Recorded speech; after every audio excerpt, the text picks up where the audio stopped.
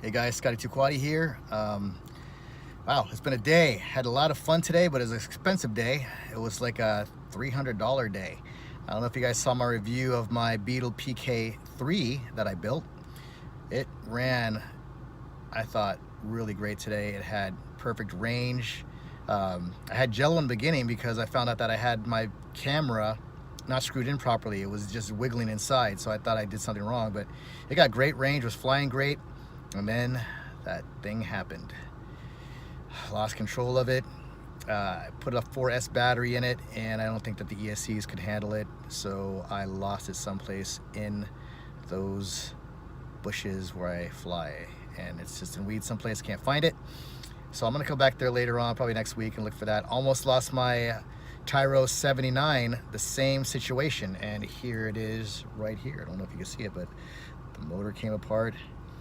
I know the problem with this one. I had an old receiver in it, and the antenna was shorter than it was initially. It got cut in propellers a long time ago in another quad, and so I used the same one, and the range fell out. It just wasn't good.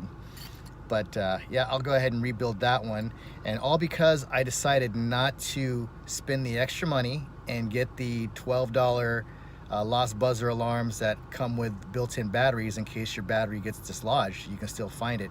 It took me 3 hours to find this one, and I was out probably close to 4 hours trying to find my Beetle PK3, rest in peace. I'll have some video flight footages of that one. I will rebuild it eventually, but I've got a lot of other projects that I need to do, especially with my studies, so that's going to take some time.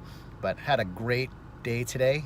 Learned a lot, skills improved, and if there's one thing I can tell you guys is don't fall in love with these quadcopters.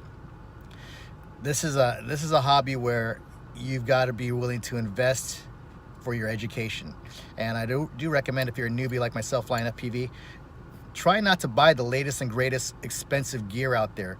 Get your flying skills down with something like this Tyro79, and then upgrade into some of those more expensive quadcopters with the super wazoo doodads that get you long range and all that, because you don't want to be a newbie like myself and you're going to wind up spending a lot of money, you know, with parts that break, that you lose, because you really have to have that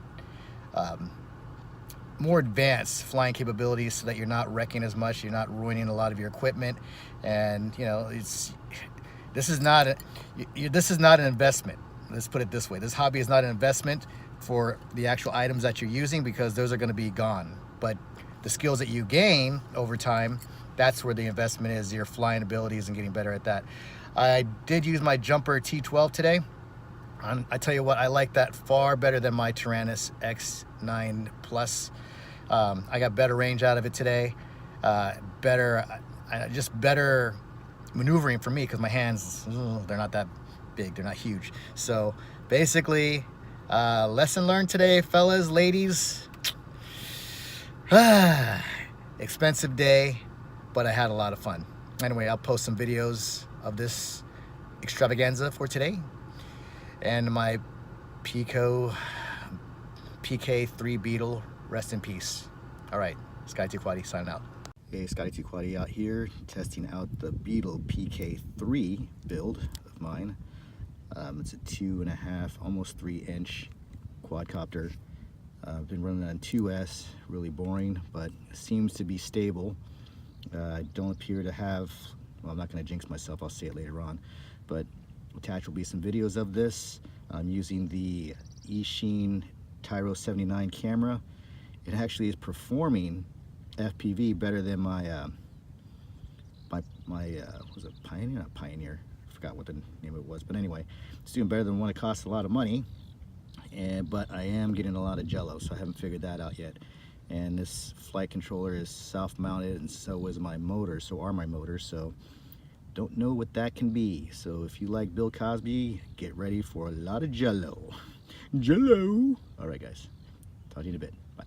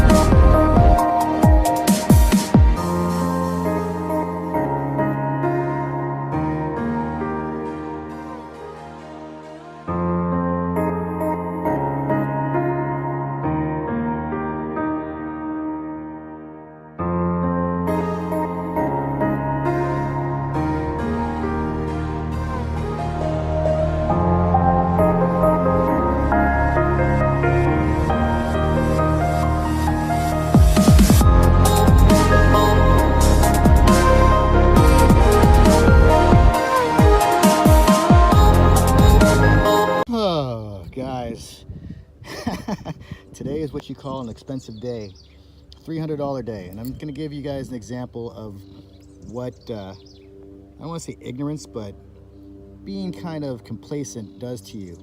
I was on the verge of getting more of those battery buzzers that are self-contained with its own battery.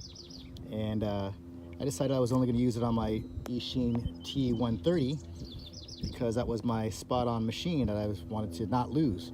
Well, it turns out that I lost my Beetle today. I have no idea where it is. I've been spanning the whole area for 4 hours trying to look for it, and just started flying my Tyro79. Had some great footage and just lost control. It just, I don't know what happened. I went through a tree and just, I don't know if it was oscillations or what, but totally lost control on it. But long story short, lesson learned are those buzzers, those lost alarm buzzers. If you're flying in fields like this, my goodness, I have just paid the price and learned the lesson. Gentlemen, ladies, yep, you do need to have a lost buzzer alarm that is separate from your unit because when your battery gets dislodged, you cannot use your buzzer and you cannot use RSSI to locate your quad. I just got lucky because I put these bright pink and yellow propellers on it, which I did not put on my other one. So, lesson learned. This is Sky 2 Quaddy. I'm a little bit upset, but I learned something today.